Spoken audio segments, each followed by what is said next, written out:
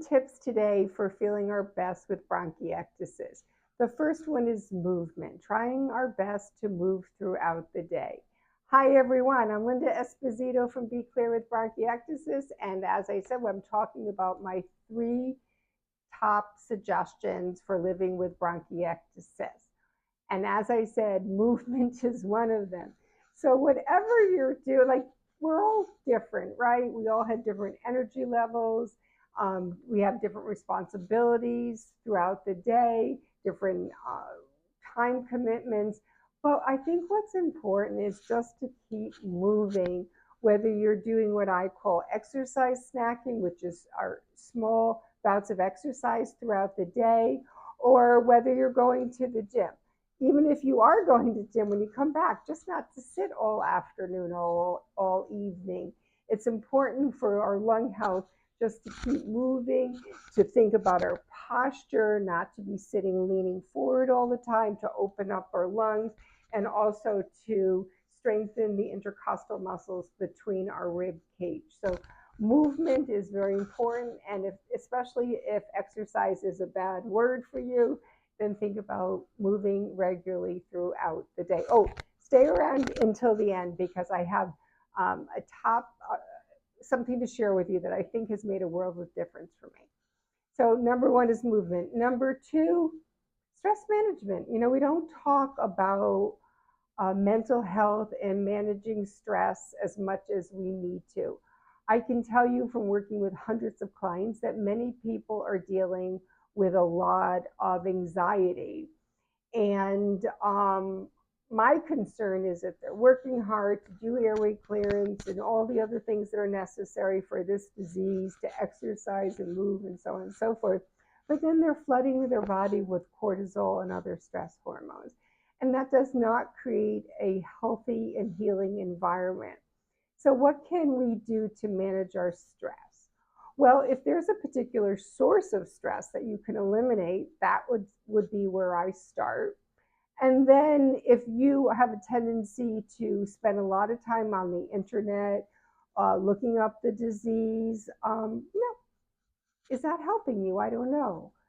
Go where you feel supported, and perhaps less where you feel not supported. I mean, certainly I always tell my clients, get information from different sources, and especially if that is making you feel that you know the latest, that you're in the know, but try to balance that out so that it's not creating a lot of stress in your life, because we definitely don't need that. And then third, I often speak about this, and there are lots of videos and lots of short videos where I share cooking, healthy cooking. I do feel that one of the reasons I'm doing so well now, that my bronchiectasis CT scan looks so much better, that I cleared my MAC infection, cleared my Haemophilus infection, is I take eating very seriously. So every day, and let me say, this is coming from someone who does not like cooking. And I live in a New York City apartment with a kitchen that is 5 foot by 7 feet without a window. So it's not a pleasurable experience. However, with that said, I find it as important as airway clearance. I mean, I'm going to do it. I'm going to make sure I have something healthy to eat every day. It might not be fresh. I might be pulling something out of the freezer or out of the cupboard, but it's going to be healthy. I'm going to be making sure I'm consuming enough protein, healthy fats. I'm a big olive oil person, but some people like avocado oil as well. And starches. There's nothing wrong with rice, pasta, and potatoes. All of this adds to our gut health and our immunity. And it's important. I go as far as telling clients that healthy eating and eating throughout the day and giving our body what it needs to heal is really foundational. It's very hard to have enough energy to do airway clearance, to exercise, and do all the other things that we need to do throughout the day if we aren't fueling our bodies. And the one thing that I have found makes a very big difference for my ability to always provide or have healthy food in the house is an air fryer. Now, My sister wanted to buy me an air fryer when it first came out, but I'm thinking fried food. I don't eat fried food. I don't need to have that sitting on my countertop taking up valuable kitchen real estate. I'm like, I'm not interested.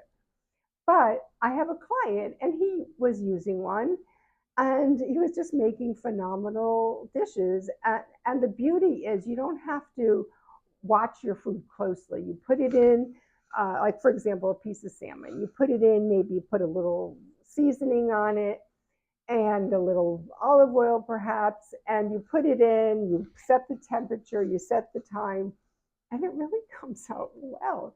And it keeps the kitchen from getting dirty. And it's not really a fryer. I think a fryer is not the right word for it because frying to me has like a negative connotation. But it's more, I guess it's a convection oven with where the air circulates under the food and over the food, and it comes out crispy. And oh my gosh, roasted vegetables are just incredible. I've even baked in it. I bought a muffin pan with 4 muffins. I've made muffins in it. So air fryer, I can't even imagine my life without one. And it might sound a little indulgent, but we've had one for now a couple of years. I just noticed it on the inside, the drawer wasn't looking so good. And so I just bought a new air fryer, and I'm excited all over again to try different recipes. So think about it; they're pretty reasonable. Mine is a Corsori, I think it's called, and it gets the job done. Again, remember these are 3 suggestions. We all have our own issues. We're all different. Talk to your medical team and get their input. And then remember baby steps. We're not going to do it all at once. Just little steps over time add up. I promise you.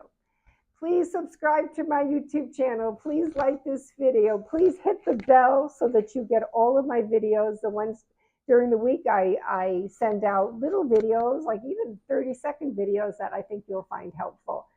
Thank you so much. Take care and be well. Bye-bye.